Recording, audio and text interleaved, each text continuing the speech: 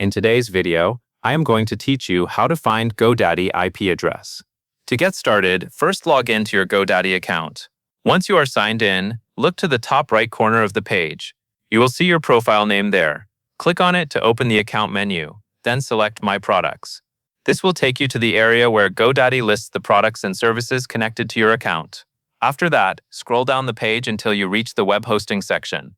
In this area, you should see your active hosting plan listed. Take a moment to make sure you are choosing the correct hosting plan, especially if you have more than one product in your account.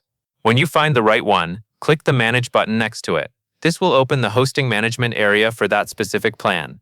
Once you are on the main hosting overview dashboard, move your attention to the right-hand side of the screen. Godaddy usually places important account and server information in a sidebar panel there. Look for a section labeled Settings or Server Details. The exact wording can vary slightly depending on the type of hosting plan you have or updates to the Godaddy layout, but it will generally be in that same area.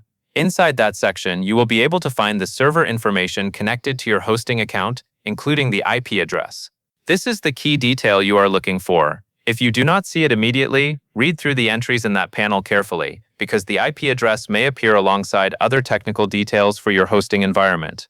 A helpful tip is to make sure you are on the hosting overview page and not inside a different settings area, since that can make the information harder to find. It also helps to use a desktop browser if possible, because the full sidebar is often easier to view on a larger screen. That is the process for finding your Godaddy IP address through your account dashboard. Follow those same steps anytime you need to check it again for website setup, domain configuration, or general hosting reference. That covers everything you need to know.